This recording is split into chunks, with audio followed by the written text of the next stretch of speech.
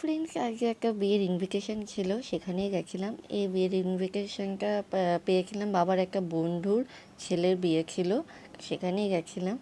তো দেখো, প্রথমে চলে এসেছিলাম বউ দেখতে, তারপরে একে একে চলে গেলাম মকটেল কাউন্টারে। তো আরও বিভিন্ন রকমের স্টল ছিল, কিন্তু যেহেতু দেরি করে গেছিলাম কোনো কিছুই খেতে পারিনি, তো একেবারে চলে এসেছিলাম খাওয়ার জায়গায়, মেন কোর্সে।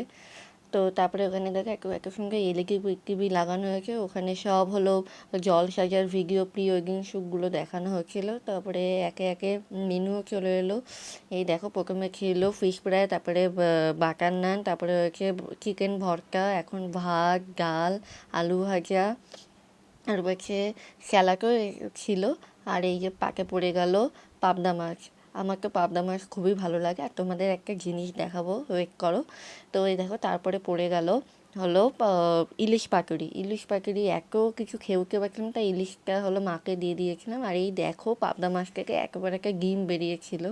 তো আমার পাবদা মাছ বললাম ফেভারিট, তো ডিমটাও আমার দেখে প্রচণ্ড ভালো লেগে গেছিলো। তারপরে দেখো, মিক্স ফ্রাইড রাইস ছিল, আর বিয়েবাড়ির সোর্স, তারপর হলো মটন কষা। মানে খাবারগুলো দুর্দান্ত ছিল, আর পরিবেশন করা হচ্ছিলো কাঁসার থালায়। এটা আরও একটা ভালো লাগলো দেখে। আর লাস্ট প্যাকে চলে এসে আমের চাটনি, পাঁপড়, আর এই কেশরী ভোগ এটা, আর গরম গরম হট গোলাপ জামুন, আর লাস্টে ছিল একটা কর্ন।